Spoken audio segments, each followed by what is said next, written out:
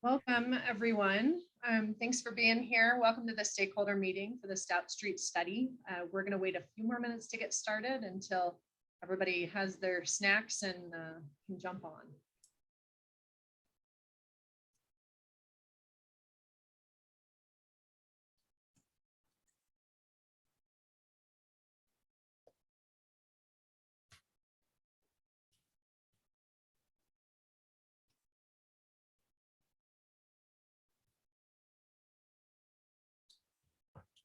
While we're waiting, can I ask how the Valentine's tea was?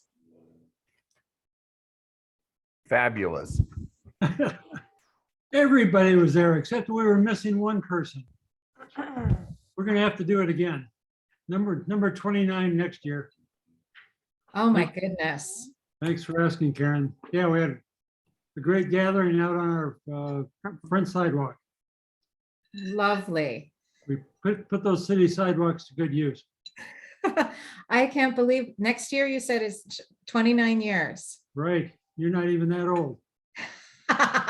You're hilarious. I always appreciate people coming by. Nothing like a 60-degree February day. Really wonderful. We'll get Scott involved next year. He wonders what we're talking about. Yeah, we should give a little background. You'll find out Curtis Park is the party neighborhood. Right.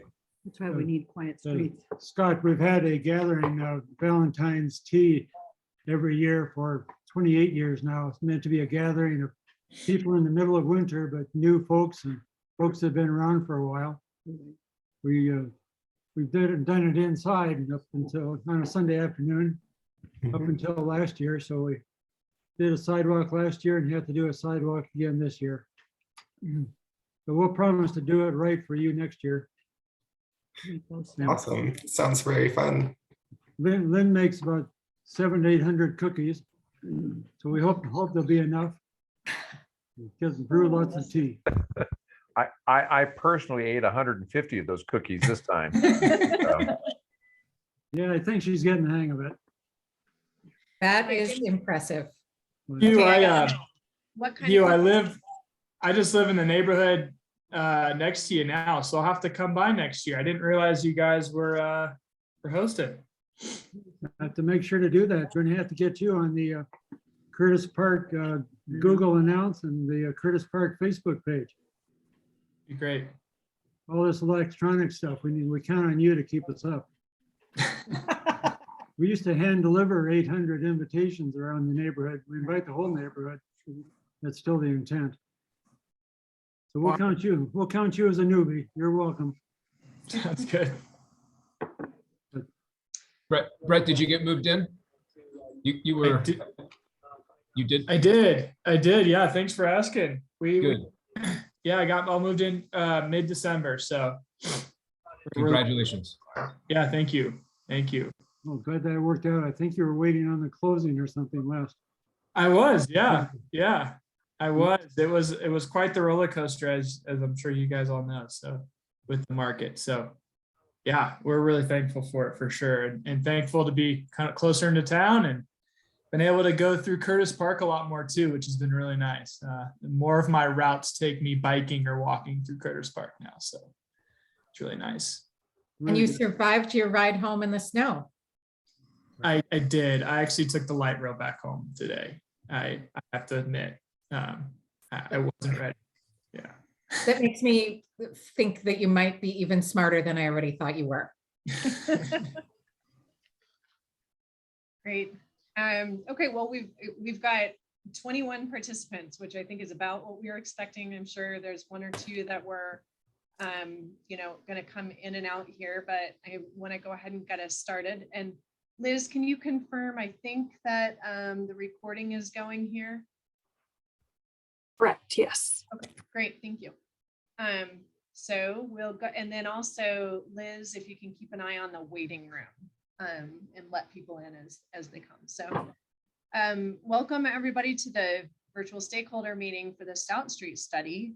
Excited to get moving on this, and we'll go ahead and dig in here. just really quickly, a few slides on, ground rules and orientation. Most of you, I'm sure, are already familiar with these. We go through them every time just in case somebody's new. You can use the chat box at any point or raise your hand at any point. I'll tell you how to do that in a second. And we'll have a Q&A session too, to formally have a good amount of time to chat through this. But given that it's a stakeholder meeting, we want it to be a conversation. We have a short presentation, but we want it really to be a dialogue so we can hear from you what you all are thinking right now, and also you can hear kind of where we are so far. Of course, be respectful to the other meeting participants. You're all neighbors, and don't use any inappropriate language. So then in terms of orientation, excuse me, in terms of orientation, meeting is being recorded, as I just mentioned with Liz. Please keep yourself on mute unless you're talking. Occasionally we get feedback if somebody's not on mute. Chat box is open, and here's the kind of diagram of where that is if you're not familiar with it. And then we'll have Q&A sessions. I should say a Q&A session at the end, but again, we'll talk throughout. To raise your hand, there's this reactions thing right here. You can hit reaction and then raise your hand. And then there's also, if anybody's on a phone, I can explain how to do that on the phone app as well. After the meeting, you can keep an eye. You all are obviously in the know about this project, so you're probably already getting announcements, but you can always keep an eye on bit.ly/Stout Street Study, and it's ST, Stout ST Study. And then Scott has also put his email address on here if you need to get a hold of him directly. So quickly, just a few other Zoom tricks. If you're having any technical difficulties, I'd recommend just jumping out of Zoom and trying to get back in. It's the old, did you turn it off and restart it trick, but it does take care of a lot of them. So, and then also, there was one other that I was going to tell you about. Oh, if you're having bandwidth issues, you can turn off both your own camera if you want to, and then if it's still bad, you can turn off incoming video as well. So just let us know if you have any issues, and we can, we can work it out. So just a last reminder that you're with your neighbors. So please keep your ears open and make sure you're listening to each other, and we'll try and do the same. So with that, quickly meeting overview. We're going to go through welcome and introductions that we're doing right now, why we're here. Karen's going to talk a little bit about city goals that most of you have probably already seen at least a little bit before. And then we're going to look into this mobility study for this corridor. I have your feedback right here, which just means that we have a formal time then to chat through things. But again, feel free to put anything in the chat or raise your hand, and we'll kind of make it interactive. And then after that, we're just going to do a little bit of what to expect and what's upcoming. With that, I'm going to introduce your team, and then I am going to ask if everybody, if you're comfortable with it, if we can go around and introduce ourselves with the rest of the stakeholder group as well. And I'll call on you, otherwise it's Zoom chaos. But for now, I'm going to introduce the team as Scott. You all have already been speaking with him. Scott is the project manager for City and County of Denver. And then Brett, who you all have seen before, of course, is the NTMP manager in the area. Karen's the community designer, and obviously you know her as well. And I'm with the outreach consultant, so I'll be moderating tonight. I'm Alicia Zimmerman. So with that, I'm going to go through the list. If you're not comfortable introducing yourself, just don't respond and we'll move on. So let's see. First I have, of course, they're all moving around on me here. First I have Keith. Keith, can you unmute yourself and introduce yourself? Sure. Keith Pryor, live at 24th and Champa, just one block away from Stout. I do the chair of the Curtis Park and 5 Points Design Review for the historic communities here, and also have done a variety of ped and bicycle advocacy groups. Great, perfect example of a introduction. Thank you, Keith. Okay. Somebody else says, let's see, it says somebody's waiting in the lobby. I don't see anybody in the lobby. We'll keep an eye out though, Robbie Allen. So we'll look in just a second here. I'm in here. Thanks for Okay, great. checking. Yep. Well, Robbie, while you're there, do you want to introduce yourself? Sure, I'm happy to. I can turn my video on. I'm not sure if you guys can see me or not. Hi, everybody. My name's Robbie Allen. I live on 27th, I live on Stout between 26th and 27th. Yeah, I'm just excited to continue and progress this discussion, and really passionate about hopefully creating a safer, more walkable environment, and kind of restoring some of the community elements here in Curtis Park. And have a 1-year-old, my wife and I do, that we push around in a stroller, and feeling more confident every time we can cross the street is kind of one of the outcomes on a personal level we're hoping here. So anyways, thanks for the time. Cool. Thank you, Robbie. I see an ADU for you. Anyone on that one? Okay.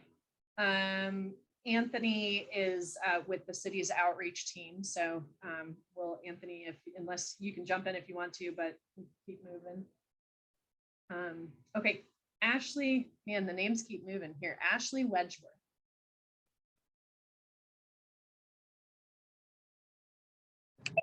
Hello, my name is Ashley Wedgeworth, and I am here from Councilwoman Candy Cetabaka's office, District 9. Great, thank you for joining us. Mhm. Okay, and Brett already introduced himself. Bridget King. Hi, I'm Bridget King. I'm with Mile High United Way, and so our building is on the corner of Stout and Park Avenue. Oh, thank you. And Cooper Langdon, RTD. See if my video pick up. There it goes. Cooper Langdon, RTD, Service Planning and Scheduling, and obviously whatever is determined on this Stout Street affects us and our transportation. So just here to listen and see how things go. Thank you. Curtis Park Admins. CPN admin, I guess is what it says. Hi, my actual name is Ryan Cox. Sorry for the misnomer. I live in Curtis Park at 29th and Curtis, and I currently serve as president of Curtis Park Neighbors. Great, thank you. Let's see, David Mills and Robbie, and I lose the end of the name. That's okay. Yeah, my name is David Millis, and my wife Robbie is here too. We live at 24th and Glenarm, just a few blocks from Stout, and are frequent users, including today, frequent bicycle users of Stout and Champa for those bike lanes. Really interested in trying to find a way to calm the traffic a little bit, make the streets safer for cyclists and pedestrians in particular, and generally make this a more multimodal community sort of a thing. And thank you. Great. Thanks. G. Gomez.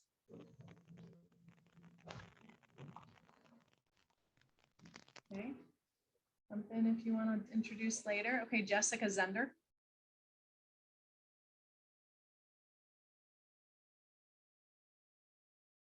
All right, Joel Noble.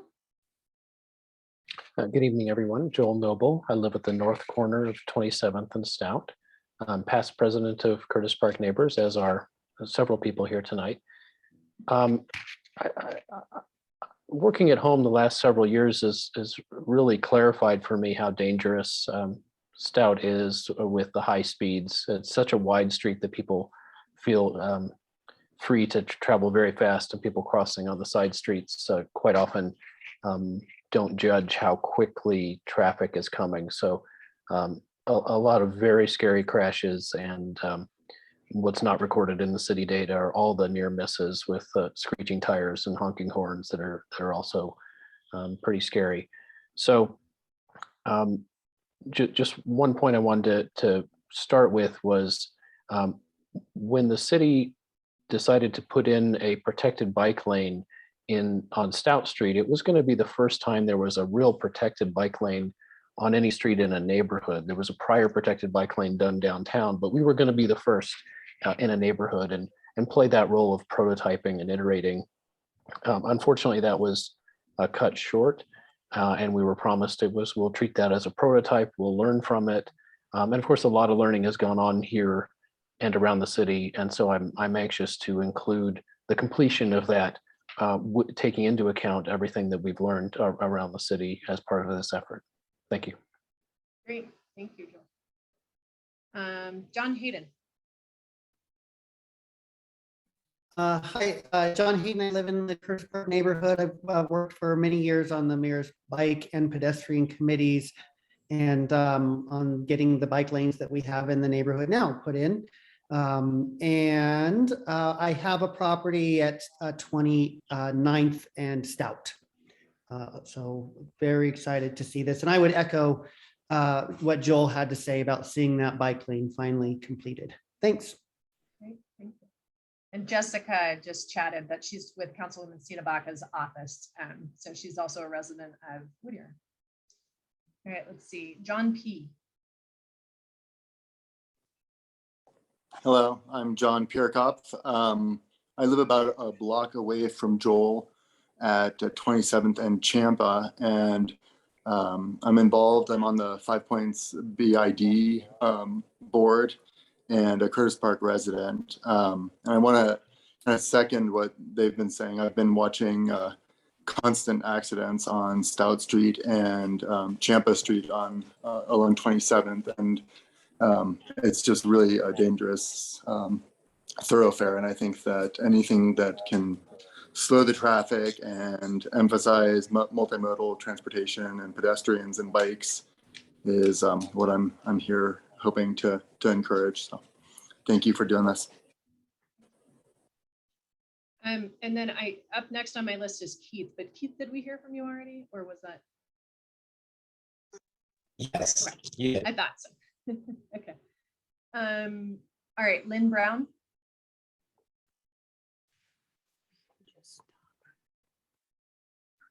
Am I unmuted? Okay, sorry, I couldn't tell if I was unmuted. I need new glasses. Lynn Brown, and I'm on the corner of 29th and Champa, and also see a lot of the fast traffic, not only on Stout, but also on Champa. I'm on the mayor's pedestrian advisory committee and have been concerned about pedestrian safety and sidewalks for a long time, and have been in the neighborhood for a long time, and also chair the tree committee. I'll just add my 2 cents worth, if that's okay, Alicia. Absolutely. Yeah, I'm Hugh Brown. I may be the elder in the group. We've been in the neighborhood 32 years, but almost all of that, I've been working on transportation, on improving Champa Street, especially on the design and various safety issues. But most of all tonight, I just want to express extreme appreciation to the Dottie team for having this initial meeting. I think it's at least 20 years of anticipation. We've been wanting to talk about this, and you guys are now making it happen. So we're all excited because of the reasons people have mentioned to start this discussion, and are eager to really make this a very productive project for the neighborhood and a good example for the city. Great, thank you. And then I think I skipped Kelly Rice.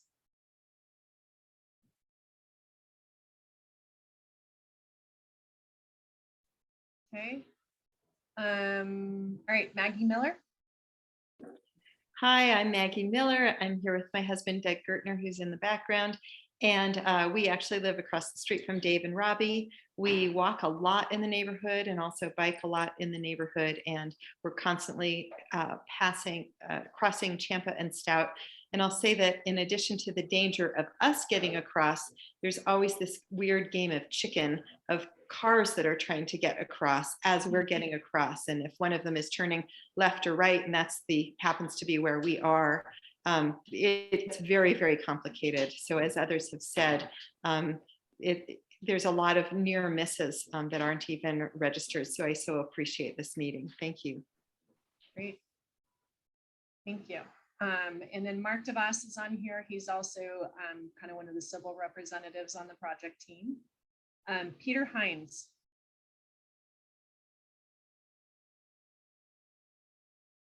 Hello, my name's Pete Hines. I live at 31st and Stout. Walk very frequently in the neighborhood as my boy attends the Montessori Academy at the other end of the neighborhood on Curtis there. Very much invested to trying to help the neighborhood become a neighborhood I can raise my family in. Stout is just right now, it's not a street I want to raise my kids on. It is dangerous. A lot of one-way cars, particularly down at the end of turning from 32nd onto Stout, and just they go so fast. I mean, I'm pretty anxious anytime I've got my kid outside out of a stroller.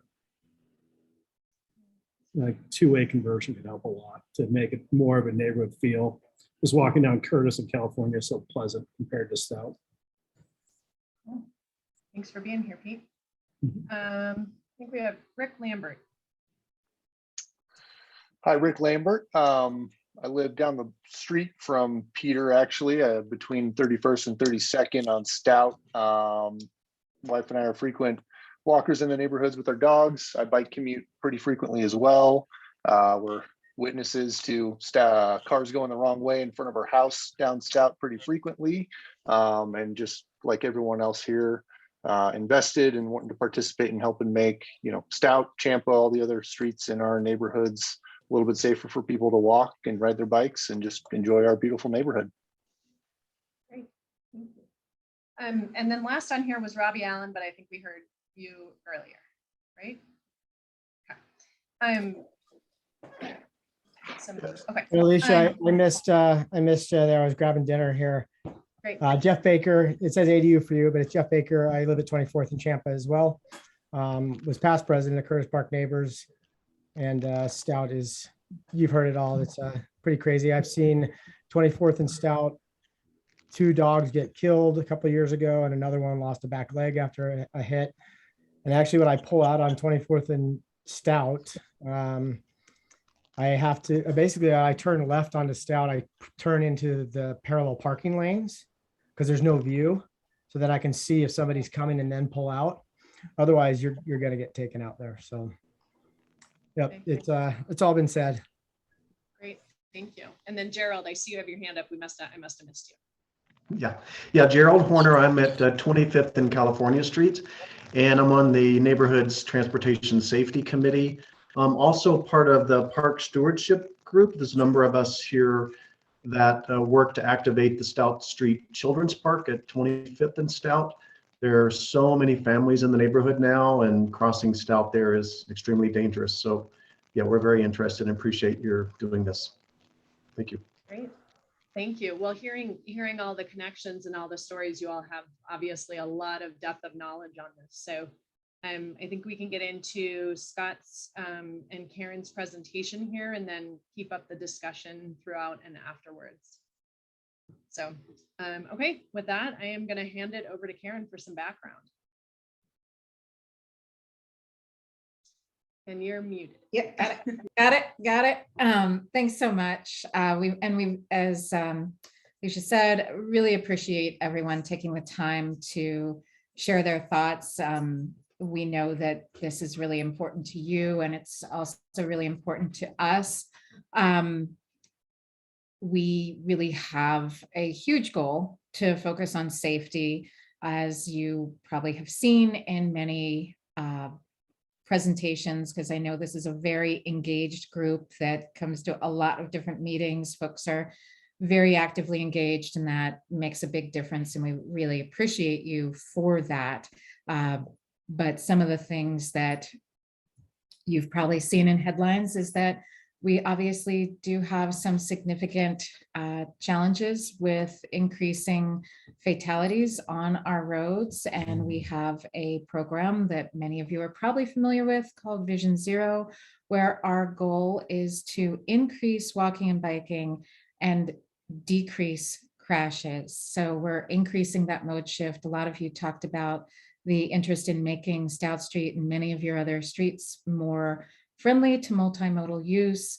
And with that multimodal use, you're inherently working to lower speeds and decrease crashes, and making people, when people are moving slower, they're looking around and aware of their surroundings more, which is very helpful. So those are some of the big pieces that we want to make sure that we are hitting on and achieving. We do make data-based decisions. That's how we identify where we start. You know, you all have mentioned there are a number of streets that you're interested in making improvements to, and we make these decisions based on data and then work through the issues of feasibility. So that's where we're at now, and Scott will talk a lot more about that.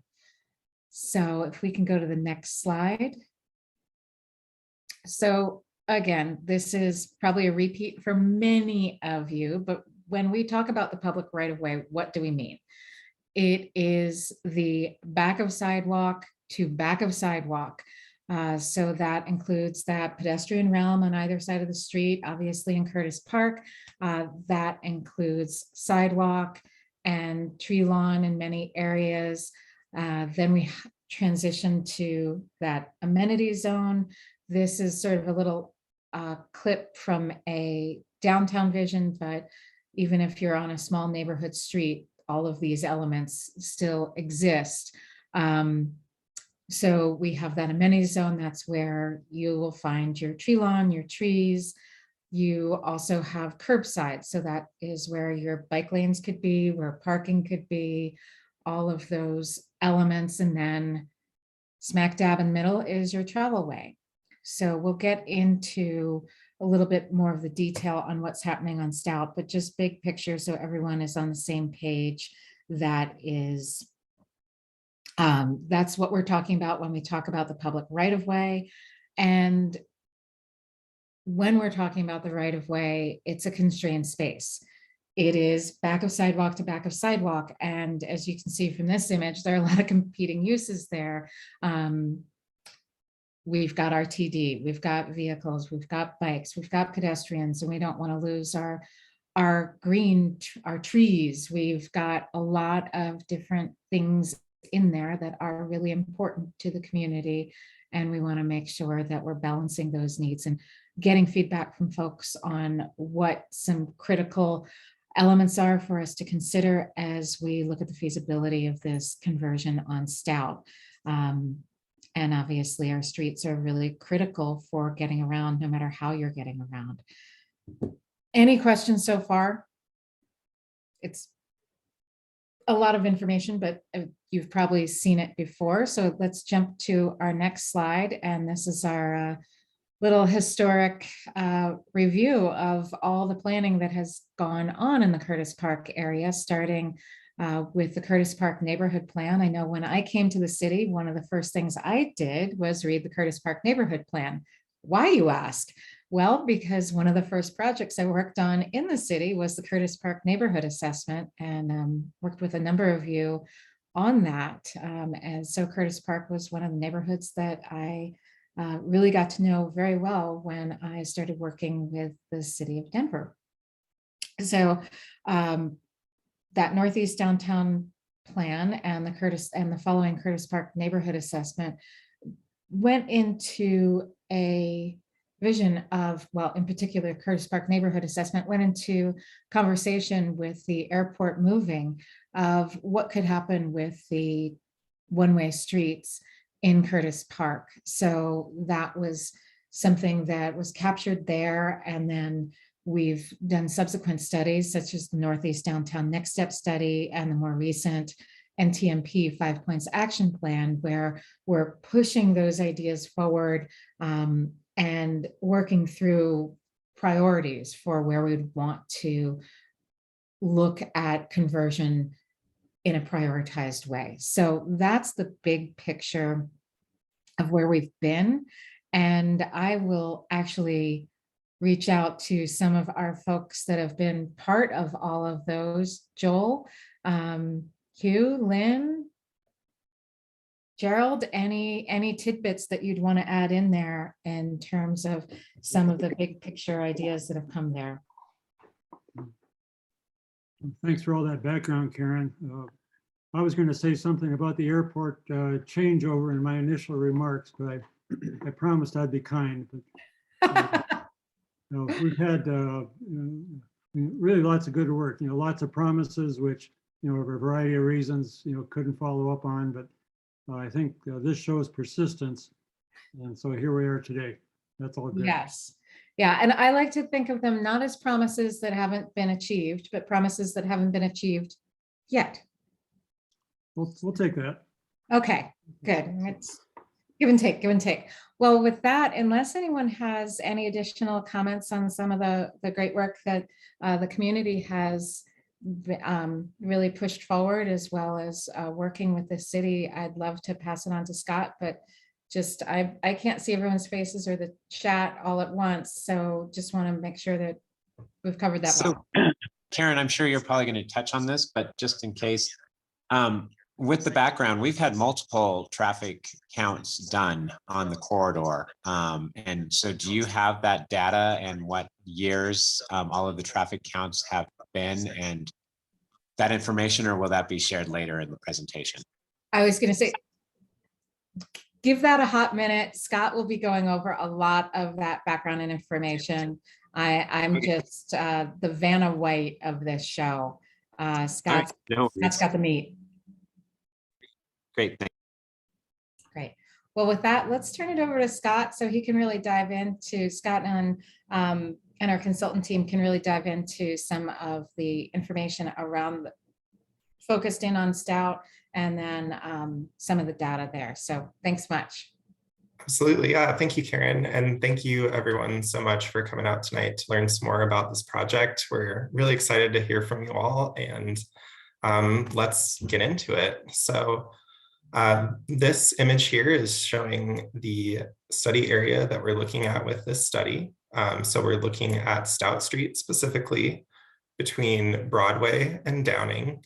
There's not a whole lot too exciting at this. I think the only thing that I want to call out on this slide here is that we are paying special attention to intersections as we look through the corridor, and especially those intersections at Stout and Broadway and Stout and Downing, how a two-way Stout might potentially tie in on either side of the corridor.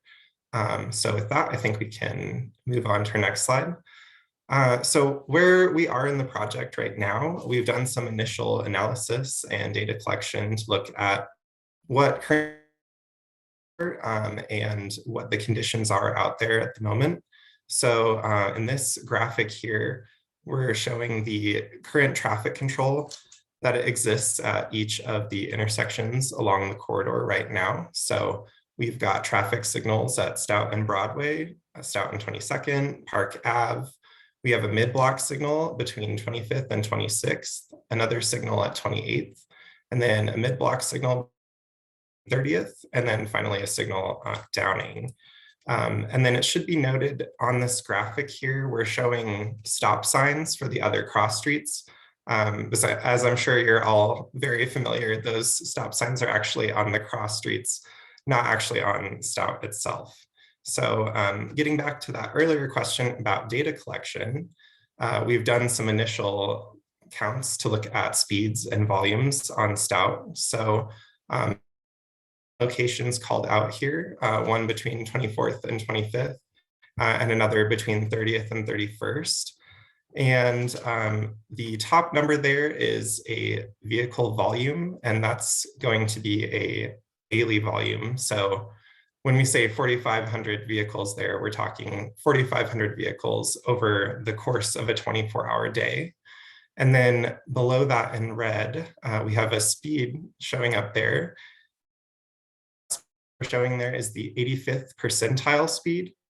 And means is out of 100 vehicles, 85 vehicles of that 100 are going this speed or below. And then 15 of those vehicles are going this speed or higher. And we use that 85th percentile as a baseline to understand kind of generally how fast traffic is moving. So this is kind of our initial picture at how the corridor is functioning today. And if we could jump to the next slide. All right, so this image here, now we're going to be looking along the corridor as opposed to above. So this is, imagine you're standing in the middle of Stout Street, looking northeast towards Downing with Broadway behind you. And then this image in the top right shows what that looks like in reality. But down below, we've got a illustration showing what the division of that public space that Karen was talking about earlier looks like along the Stout Street corridor. So we've got sidewalks and amenity zones on each side. And then we have 2 travel lanes for vehicles, both going northeast bound today. And then on either side of that, we've got parking lanes. And then the far right side up against the curb, we have a bike lane there. And it should be noted that this cross section is what we call this view. This division of space for Stout Street today exists between Broadway and 26th Street. So this is kind of that southwestern portion of the corridor. And then if we jump to our next slide. And quickly, Scott, I see that we have some comments about speed in the, about maybe proposed speed in the chat, and we'll get to those in a second, so I'm not ignoring you. Okay, awesome, thank you. Great, so this is going to be looking at that same view, looking down Stout Street, but on the northeastern portion of the corridor. So we still have the same sidewalk and amenity zone on either side of the street. And those same 2 northeast bound vehicle travel lanes. On the left-hand side, we've still got that parking lane. But on the right-hand side, the bike lane transitions to being along the curb, to now having the parking lane along the curb. And then the bike lane is separated from the vehicle travel lanes with a painted buffer space. So I'm sure you're all very familiar with that information since you live, breathe, and walk the corridor all the time. But just wanted to ground us in what the corridor looks like today before we go into our next slide, which is going to be looking at what the corridor might look like in the future and the improvements that we're studying with this project. So what we're showing here is kind of a conceptual idea of what the corridor could look like. And so you'll see here the biggest change from what we just saw as far as the existing use of space on Stout is that that left-hand vehicle travel lane has now changed directions. So in this image, we're still looking northeast bound towards Downing on Stout. But now we have one vehicle lane traveling around and another vehicle lane traveling towards us going southwest bound. And so as part of that 2-way conversion, that parking lane would also change directions as well. But that general division of space would roughly be about the same. We would still be looking at keeping that dedicated bike lane and that dedicated space for cyclists on the corridor. But now we would have a 2-way accommodation for vehicle travel on the corridor. So if we can go to our next slide. Why would we consider doing this? First off, it creates a lower stress environment. So converting Stout to 2-way would calm traffic, and we'd likely see reduced speeds since those opportunities to pass in a 2-lane context would be removed. This could also improve safety, which I think we've heard anecdotally from folks on the call tonight that the one-way road context isn't very familiar to people. And so converting to a 2-way operation on Stout would allow just a more familiar context for people. And it also creates those conflicts being more obvious for all users of the street, just more where you'd expect them. And it also has the benefit of improving circulation through the neighborhood and creating easier access for death along the corridor. So if we can jump to our next slide. I think, Scott, this may be a good place to pause and Sure. answer a few of the questions. So there have Yeah. been a number of comments about what a proposed speed may be. And I can certainly start off by saying that that has not been finalized. So this is just the beginning of the conversation. But I think maybe, Brett, it would be good to go to you on this, and because it also brings up the Complete Streets Design Guideline, and how that would look at this as far as speeds. So Brett, you want to say a few words on that? Yeah, sure. So yeah, that's a good observation about the Complete Streets Guidelines. As you know, the Complete Streets Guidelines really outlines a good range for different types of streets. It's actually yet to be determined how the Complete Streets Guidelines are going to be applied. In the past, I can say when we do a pretty major change, like a two-way conversion of this magnitude, we would typically have that change occur and then reevaluate what that speed limit would be after that. Certainly does make sense to potentially look at lowering it, especially if we're two-weighing it, especially because of the neighborhood context. And so I think that's certainly something I think we're going to go back. And sorry if my internet connection is unstable for some reason. I'm going to turn off my video. But yeah, we can certainly go back and make sure that we are considering what we can consider right now as it pertains to the Complete Streets Guidelines and in that potential, drop in speeds potentially. But as Alicia said, we have not yet determined that just yet. Can I ask a follow-up question? I will point out what Ryan just said too. I think no matter what the posted speed is, I think the thing we're most excited about this two-way conversion is the actual design change, which is really the enforcing factor when it comes to what speeds people will go. That and the speed at which we time signal progression. So. Yeah, exactly. Brett, this is David. Just a quick follow on to that. Thank you for that.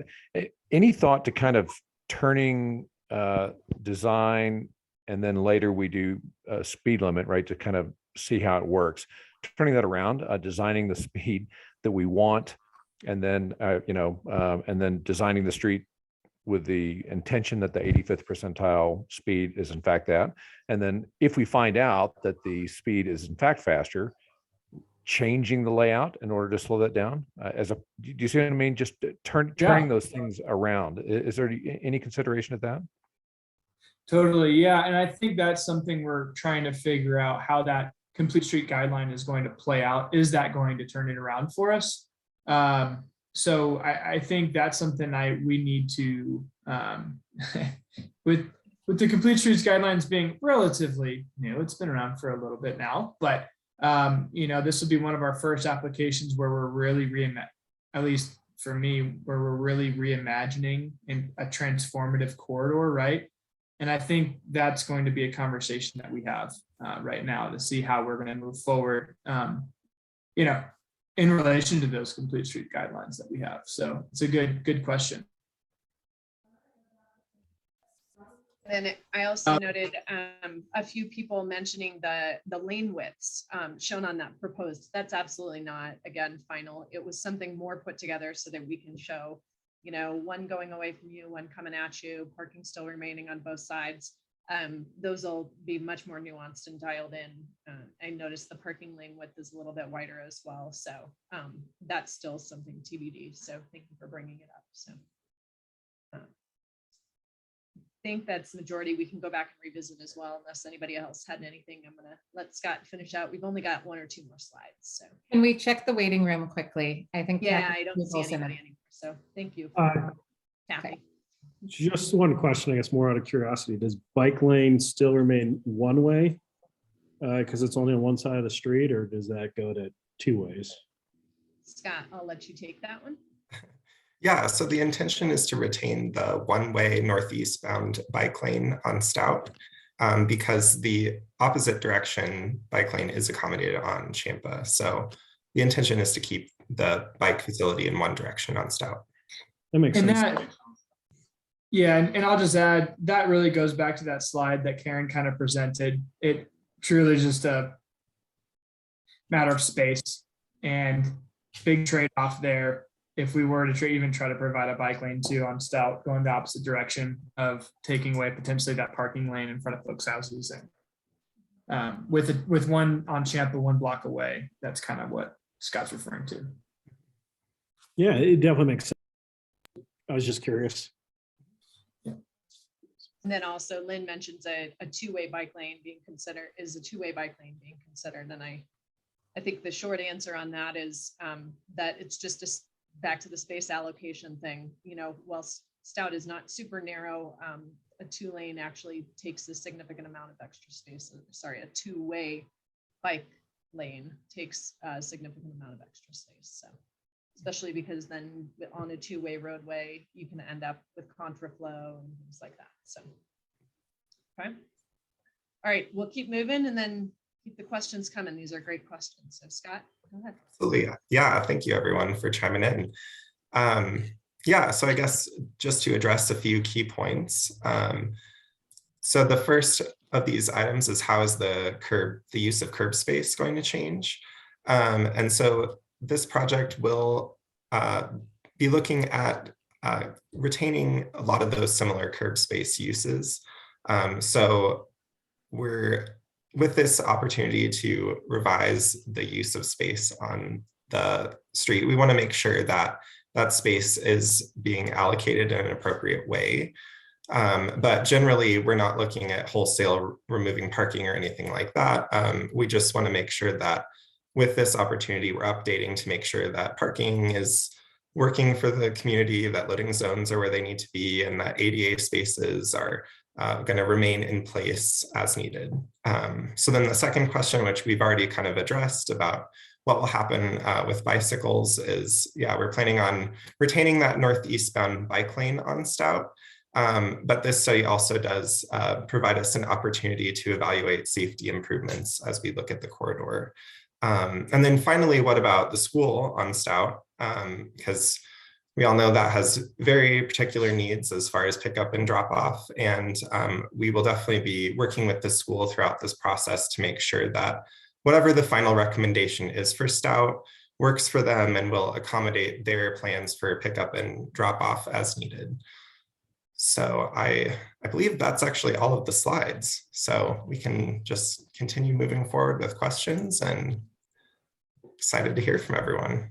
While folks are continuing to type in, Scott, just another kind of continuation question. The current protected bike lane, I know a number of folks in the intro mentioned like the difference between the protected bike lane and then the more conventional or buffered bike lane. What's the thought on potentially what that buffered bike lane section could look like, given? Yeah, that's a great question. Feedback. Yes, yeah, that's a great question. I think that's something that we are looking at with this study, is as we are going through the Stout Street corridor and reallocating that space, if it makes sense to go ahead and extend that parking protected alignment where we have the bike lane up against the curb and then the parking between the bike lane and the travel lane, if that makes sense to continue throughout the corridor as a entire stretch of the corridor and keep that consistent. So I think that is something that we are definitely looking at with this study. So one thing I wanted to just add on to that and circle back with you all, I think this was something that we had chatted about as a group during the transportation committee meeting that we held, that you all held a few months ago. And it certainly makes sense to relook at that, like Scott mentioned. I think just the context there, the reason it was buffered in the first place was there was some concern about parking takes previously from residents that were there. And so there was that intentional decision made based on those concerns of the city, of the residents, excuse me, and the decision was made by the city to then put it to buffered bike lane. Just to confirm that, as what's the general, you guys have any thoughts on that?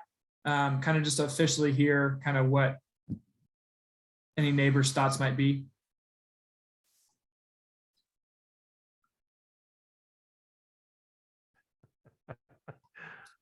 Well, Yeah,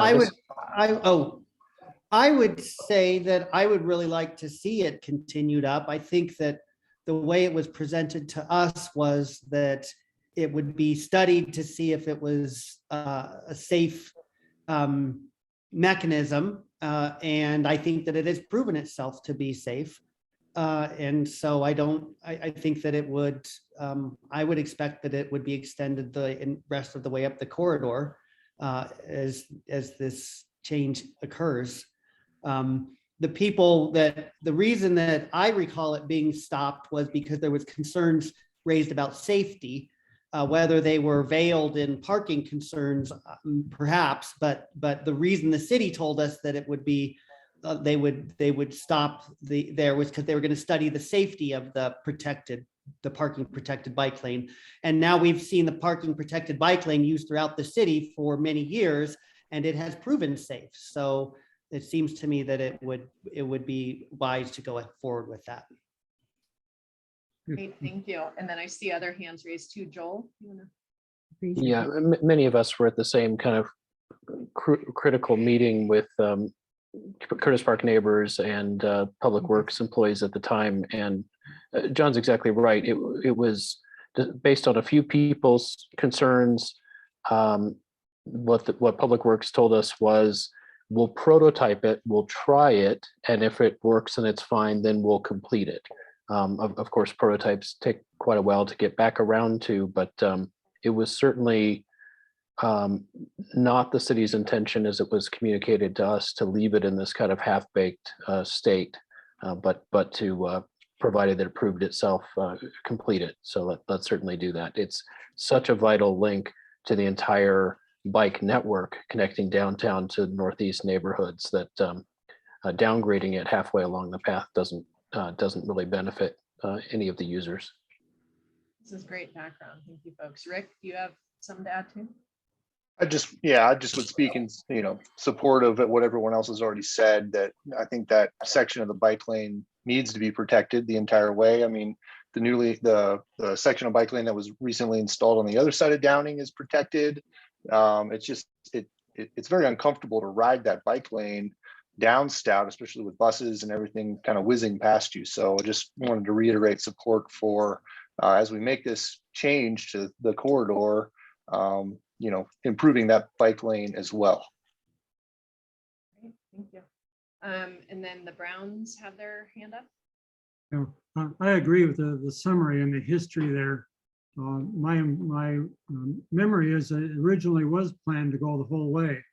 And because there were a few people that objected that would have been affected, it was something like seniors won't be able to get to their cars if there was a bike lane in the middle.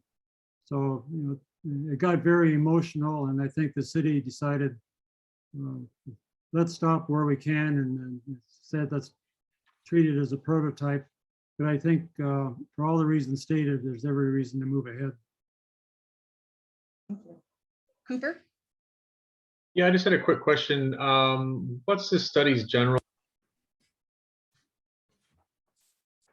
Is it to, improve the stops that are there? Is it to officially ask RTD maybe to move over to California? And keeping in mind that if stops are moved at all, there's new ADA requirements that I'm sure you guys are all familiar with that are very particular and can be expensive. So just keeping that in mind. I'll let Scott or Brett take that one on. Yeah, I could take a first stab at that, but I just want to clarify because you cut out for a second there while you were speaking. Yeah, are you asking just like the general approach around? Yeah, just what considerations were taken for the bus stops that are there, and what are the plans for transit with this potential change to Stout Street? Absolutely, yeah. Sure, I'll take a first stab at that, and then Brett, if you want to jump in, let me know. But I think our plans now are to continue to look at accommodating the bus route along Stout Street and continuing making sure that that service is viable and accommodated along the street there. Okay. Okay. Yep, that's our complete intention, Cooper. That basically nothing would change about the RTD route. So it wanted something else. But yeah, we weren't intending to make major changes to the RTD route. Do you anticipate with these changes, to the bike lanes and a lot of it's striping, obviously, things like that. Do you think you plan on any of our bus stops having to be closed or moved at all for this project? I mean, at this point, I would not anticipate any sort of bus stops needing to be closed or moved. Okay, perfect. Thanks for the information. Yeah, and as always, Cooper, when we do these projects, if there are things that RTD desires, right, as far as whether it's consolidation or relocation, I know, you guys are always looking at optimization of your stops and optimization of your service. Yeah. Because we're going to be out there moving signs, moving things. I think that can certainly be considered if from the RTD standpoint, optimize in some way. So. Yeah, and the selfish side of RTD, we're always looking for ways to bring stops up to ADA requirements, of course. Money's tight, so if something can be worked out where contractors doing some major work of some type and the stop could be improved with that project, that's something that obviously maybe the city and RTD can discuss at that point. Thank you. Yep. I think I have two general things too that might address a few of the overall questions and comments going on throughout here. Cooper, if you're sorry, I didn't mean to interrupt. Are you good? Yep. Okay. Before, and then I will get to David and Pete and Gerald. Comments about whether we can have this presentation now or later to reference, and also about whether the chat is being recorded. The whole meeting is being recorded and will be available at, in fact, I can just show you right now, spoiler alert, will be available at the Stout Street Study bit.ly. And so you can go back through and see it then too, and all the content. And we will be keeping the chat and keeping a log of these comments and what the trends are within the comments as well. So absolutely, everything's being recorded and will be available. And then the second question, Scott and Brett, this is going to go to both of you. There have been questions about intersection control, stop sign and traffic signals, and also about maybe kind of behind the curb type things, or maybe bump outs, curb bump outs and things like that. Can you address maybe what the extent of the project may be down the line? Reminder that right now this is a study for how this will work and how the operations will turn out, but down the line, what the possibilities are. Sure, absolutely. I'll jump in on that one. Yeah, so as Alicia mentioned, this project at this point is a study in determining what's feasible, but as a determination is made on what is feasible for converting Stout, improvements to intersections would absolutely be included in that work. In order to accommodate a two-way function for Stout, there would definitely need to be special attention paid to intersections, especially at the current signalized locations, because today there are some mid-block signals on the corridor, and those don't really work in a two-way context. So there would definitely be some special consideration paid as far as what happens with those signals, where those may move to, and what that looks like for the corridor. So the intersections are definitely something that special attention would be paid to for sure. Brett, I don't know if you have anything else to add on to that.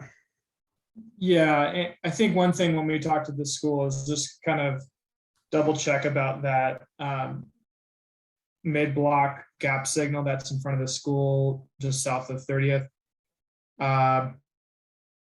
This study will verify what needs to be done with that signal. Likely And actually, in fact, our signal program has highly prioritized that a new signal be installed at 30th. So it's likely, right? But that's going to happen, and that gap signal will be basically moved to 30th and accommodate two-way travel. But that's something that this study will verify, confirm, along with all different, what are the intersections should look like Scott had mentioned. So I am getting a message that I'm freezing. Did everyone hear that? I think my computer connection must be off.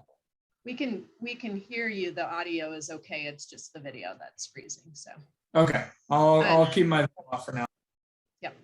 And I think there's a comment about funding too. I'm kind of keeping track of the topics here, but I want to get back to Gerald and Pete and David, who have patiently had their hands up. So David, do you want to go ahead quickly? Yeah, just very quickly. As a bicycle and a pedestrian user of both the parking protected and the just paint sections, it seems like the pedestrians are safer. The pedestrian crossings are safer when we've got parking protected bike lanes, right? And I wanted to hear from Scott and Brett on whether that's true, both because the pedestrians have a shorter distance to cross the motor vehicle lanes, and they seem to be daylighted better, which I think helps safety for everyone. So that's the first part. And then the second part I was going to ask, y'all have emphasized this is a study, and we're thrilled for this. Reasonably, when could we expect to see these changes actually occur? And I know that that's a fuzzy question, but I'd still like to hear comments on that. And thank you all so much. This has been really good so far.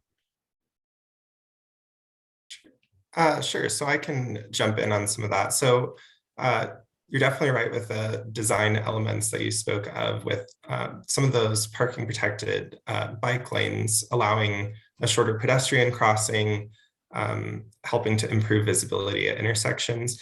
Those are strategies that we consider just to improve safety at all intersections, whether or not there is a parking protected bike lane. So those are certainly design elements that we would want to consider as we move forward with the design on this project. And then I guess to speak to the time frame, I can speak to the time frame of this study, and maybe Karen can jump in more as far as where it goes from here. But our study time frame is planning on wrapping up in the kind of late summer this year. And so at that point, we'll have a formal document that comes out of the study about what the recommendations are for moving forward on Stout Street. So yeah, I don't know if Karen has anything to add about further steps from there.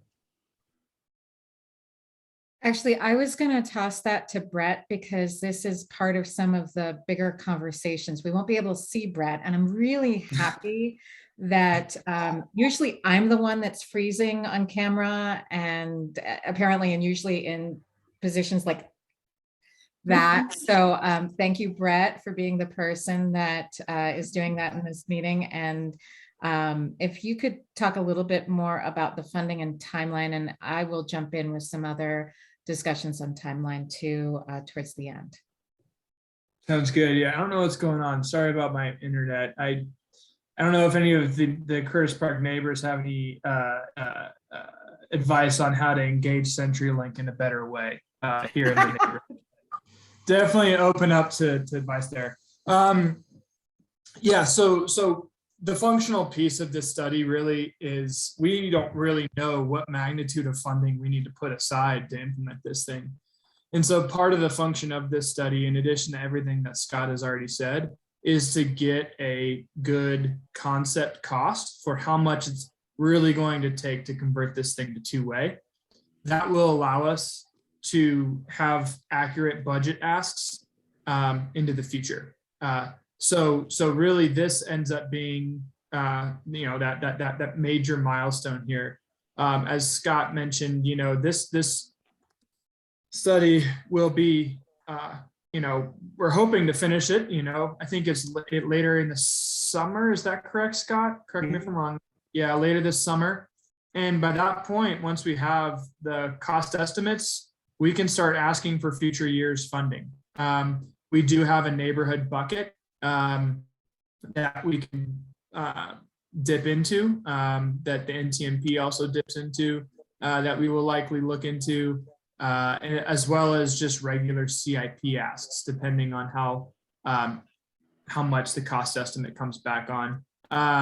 You know, we, at that point, once we have the concept cost, we will also engage our signal program partners, our bike program partners in the city, you know, come up with those funding stacks, as we call them, because this funding is likely going to come from a bunch of different sources in the city.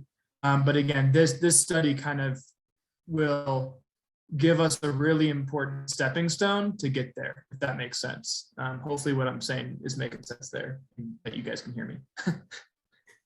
And Brett, while you're on the topic, there's a lot of conversation in the chat about the street classification and whether the two-way conversion, how that affects the street classification. And I don't know if you want to jump in with an answer to that now, or Scott, if you wanted to jump in there. I can let Brett jump in on that. Yeah, sure.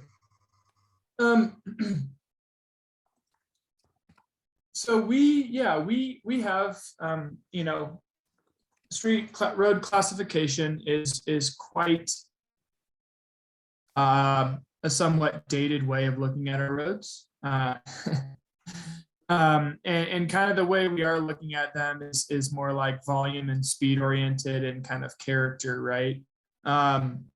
So I will say the actual road classification of Stout as an arterial right now, as it is, doesn't necessarily, just because it's called an arterial, isn't necessarily dictating our decisions, right? On the street. As far as reclassification, we can certainly look into that. And I think that is, again, a part of this study that will allow us, it kind of does open up a little bit of a toolbox for us to use. But generally speaking, when we're looking at the toolbox of treatments, we're more just interested in what the volumes are, you know, what the speed is and what the character of that roadway is, if that makes sense. Thank you, Brett. Cool. We're going to go back to some hands here. And I think Gerald and Pete, why don't you go first? All right. Yeah. Oh, sorry, Gerald. Go ahead. I did say both of your Go names. ahead. Go ahead. Somewhat related to that arterial classification, where do we anticipate all the cars will go? Do we anticipate like a reduction in the volume of cars at 4,500 cars a day, or just they'll be going 4,500 cars a day will be going on one lane instead of two? Scott, I don't know if you want to take that. I mean, I'm happy to contribute too, but Scott, maybe you can go for it first.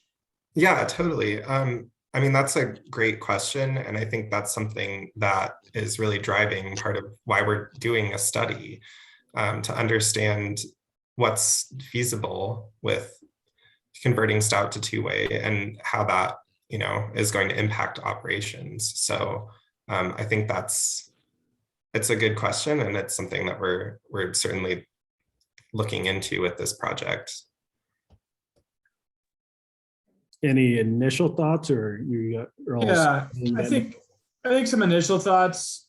And again, I think with anything, any big decision that we make, we want to make sure we're being data driven, hence the study. But some initial thought is, you know, 4,500 vehicles on a roadway.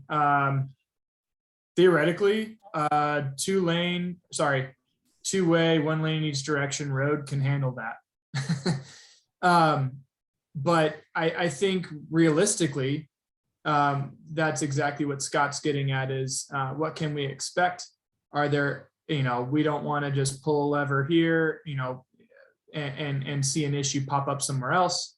I think that's the kind of more holistic questions that the study is looking to answer in a data-driven way through traffic analysis and things like that. But just from my kind of initial take, 4,500 isn't, that can technically be carried per day with a two-weight stout, basically, theoretically. Now what's actually going to happen, that's kind of what we're kind of going to drill down into. All right, thanks. Thank you. And Gerald? Yeah, Scott, I'm glad to hear you use the word holistic, because what I'm seeing here is, I think from our perspective, particularly with the committee, the Transportation Safety Committee, needing to do some outreach to the broader community, we really have to understand exactly what's going to happen on Stout Street that's coming out of the NTMP study. Those bulb outs, sight lines, crosswalk treatments, because what does that do? How does that also help with traffic calming? And then also, how do these changes potentially affect Champa Street and the other streets? So I think it's really important that we have a good understanding of what is happening out of this NTMP study. And I think you're planning a broader community outreach session, right? It's really important for us to be able to do the outreach to our neighbors and have that information so we can communicate to people what additionally is happening in the neighborhood in advance of this broader discussion about the two-way conversion. Thanks. I think that might be good too, because there was kind of a question at the end too there, Gerald, about what the next steps on outreach or, who we're going to talk to and who you all can talk to next. So Karen, Scott, really Brett, you're on the NTMP as well. So I don't know which one of you would like to take this one.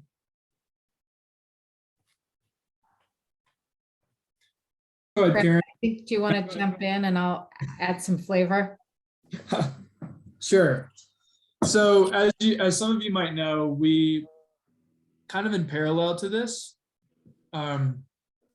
we're really not trying to gunk up the Stout Street study, but we are trying to be efficient with everyone's time, including the neighbors. We're planning on running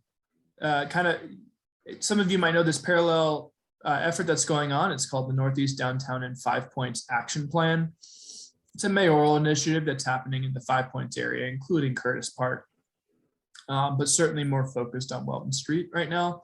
And we will be holding a community meeting that will be a joint community meeting for that project and the Stout Street project. Again, the intent of that will be to not throw 1,000 different calendar appointments on everyone's calendar, but to try to be efficient with our outreach. And we're kind of talking about the same area. So that community meeting will, and I think Karen, this is a discussion we wanted to have with this crew as well, which is why I'll kind of kick it over to you now. Yeah, that's the flavor part. Yeah.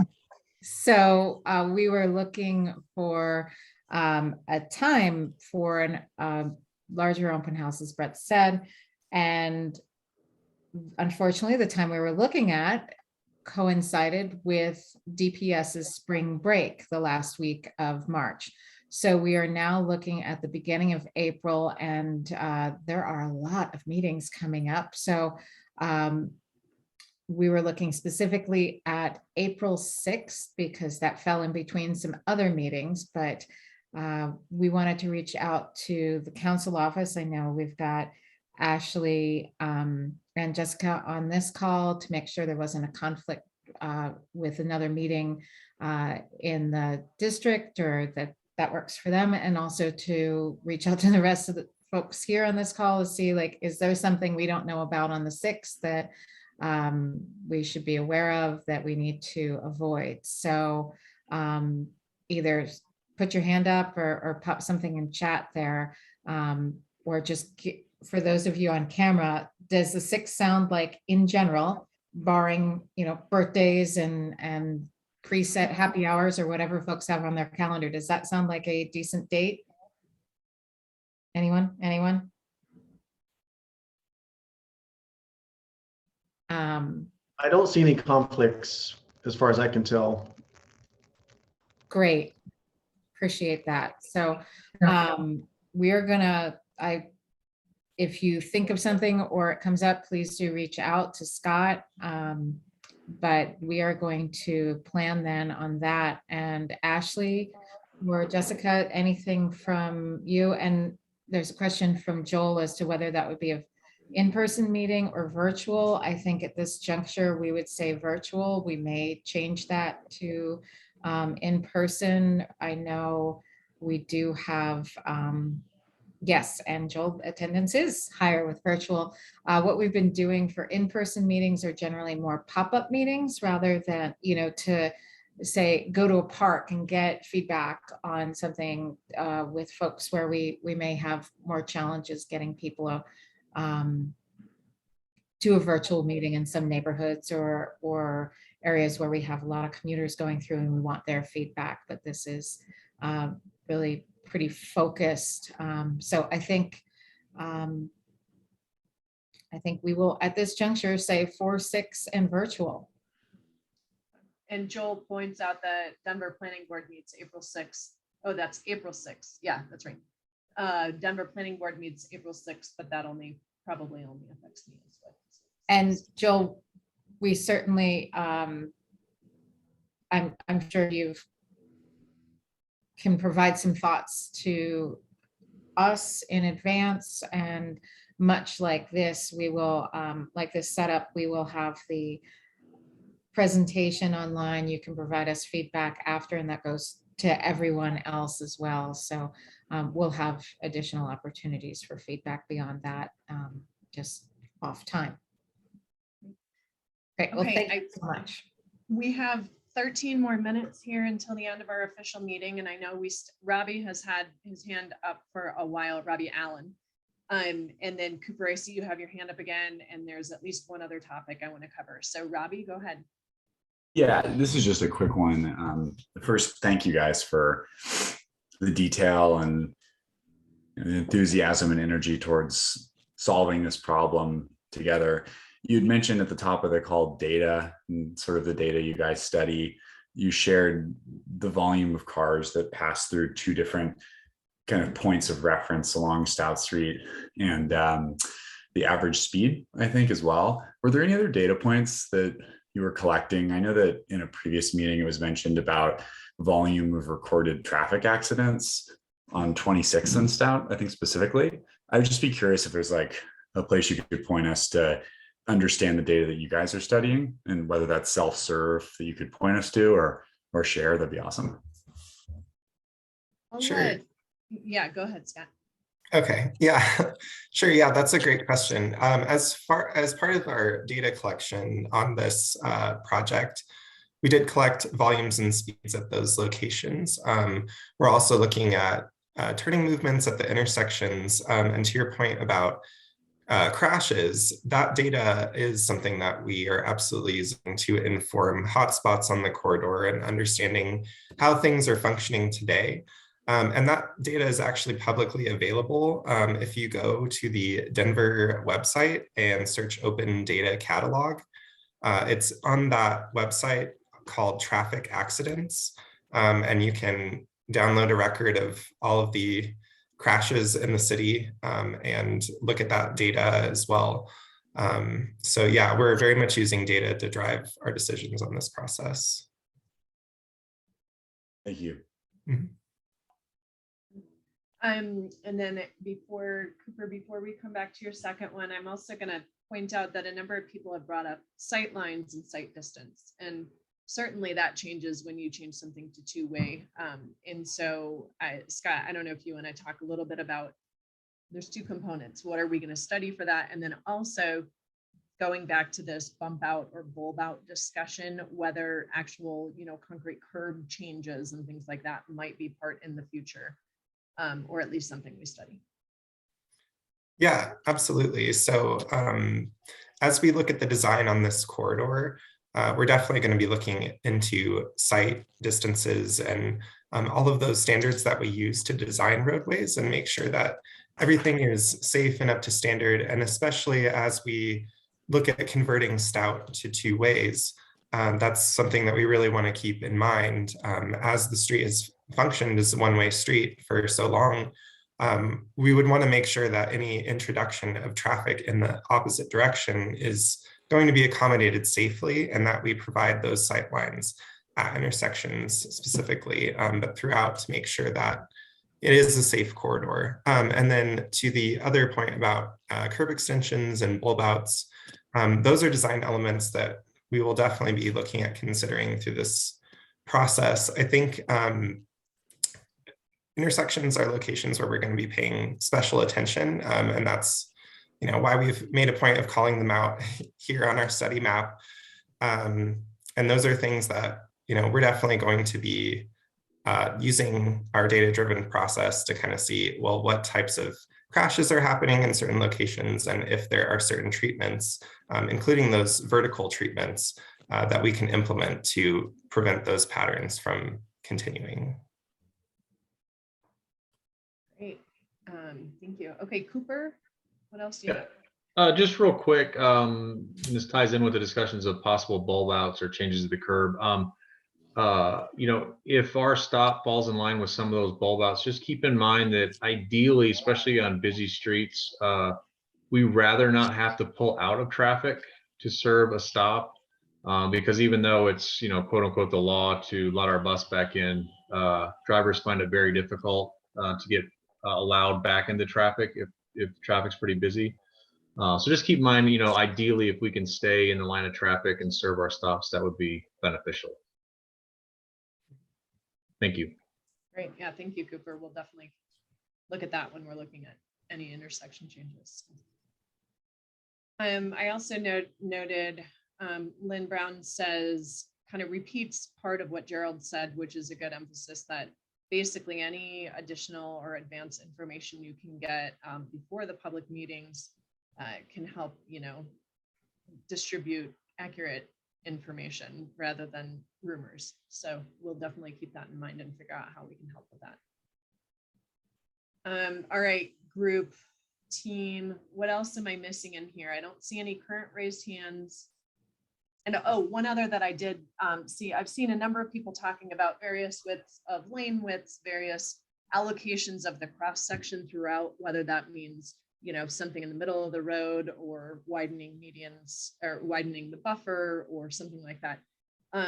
And those are all documented. We'll certainly be looking at them and trying to make sure that it's the most context sensitive widths that we can, while still, accommodating any the bike volumes and the parking and things like that are shown. So does that cover that piece, Scott, or did I miss anything on that? Yep, okay. Agree with that. Yeah, certainly not decided yet, and we'll keep those in mind. Gerald, you've got another one? Yeah, particularly I'm addressing this to Scott, I think. A lot of our work in the committee is to help our neighbors understand the benefits of a lot of these changes that you guys are recommending that came out of these studies. And if we can get more detail about what is, we were told that we're going to see some changes in the neighborhood, hopefully in January, with some of the surrounding streets, Welton and so on, that came out of the NTMP study. If you could relay to us in advance anything that is happening or that's imminent, we really want to rally around those things and bring the neighbors out and help them understand what this is doing to improve the neighborhood. So we really would appreciate it if you guys would stay in close contact with us and give us a heads up.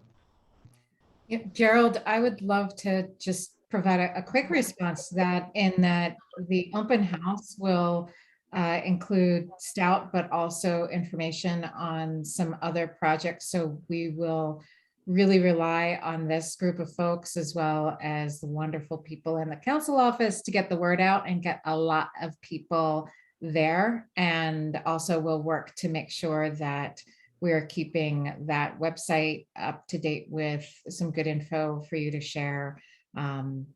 So just a couple things. Does that mean that the things that would relate to us back a few months ago that we thought were pretty imminent for the first part of this year, or even December of last year? On Welton?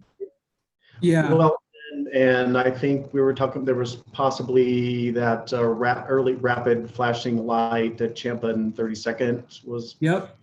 Yeah. So, I certainly, I think I'm the one that had mentioned that early this year, we'd see seeing those, and it has been imminent for some time. And we actually got word this week that is going out for construction procurement next week. So that is actually moving, and we are very excited that it's actually moving. What does that mean? So that means that likely you'll see shovels go to dirt. Right now we are planning, I believe, is a late March start date there. So a little later than January, but a late March start date is what our construction folks are telling us about that. And it's always weather dependent. So always weather dependent. Okay, thank you. Okay, well, folks, we've got an amazing amount of chats to, kind of sift through afterwards too, and make sure we got all your input. In the interest of time and respect to your time, I want to go to the last slide here, just so we can make sure we give you all the contact information that you need. Well, second to last slide, I guess. This is our last content slide. So Scott, do you want to really quickly close this out and give kind of these how to contact us, how to stay involved? Absolutely, yeah. First of all, I just want to thank everyone for coming out tonight and taking time out of your evening to learn more about our project and offer your input. We really appreciate it. So for next steps and where you can find the most recent information about the project, the best location is going to be the project website, which you can get to by going to bit.ly/Stout Street Study. And that's Street ST, so Stout ST Study. That will get you to the project website, and we're going to keep that updated throughout the project so that you can have a one-stop shop to get all the information you need about this project. And then, as Karen mentioned, we have this upcoming community meeting. We're going to combine information about this project specifically, as well as more information about the Northeast Denver and 5 Points action plan. So yeah, depending on time frame, it sounds like that's going to be happening early April, potentially April 6th. But yeah, we look forward to hearing from you if that date works for everyone. Well, we got agreement. It's April 6th. Okay. April 6th, you heard it here first. And yeah, if you have any specific questions about this project, you can reach out to me directly through email at scott.kilgore@denvergov.org. And if you just go ahead and include the Stout Street 2A study in your subject line, that would be a great way for you to reach out and keep you involved. So. And I saw Joel noted that the website doesn't yet have the mailing list sign up on it. We'll check with the web folks to see why that's not going on. But for now, I know we have at least one email that was added to the chat. And if you're not comfortable with that, feel free to email Scott and just ask to be included on the mailing list, and we'll get you on there. So take a picture screenshot of what we have here, but his email, in case anybody has a harder time reading this, scott.kilgore@denvergov.org. scott.kilgore@denvergov.org. So, with that, I think we're just going to wrap it up. I'll leave this up here in case anybody else needs those addresses one more time, but I really would like to thank everybody for their time and their respectful and really good questions. Thank you all for being here. We'll see you soon. Thanks for having it. Thanks, everybody. Thank you.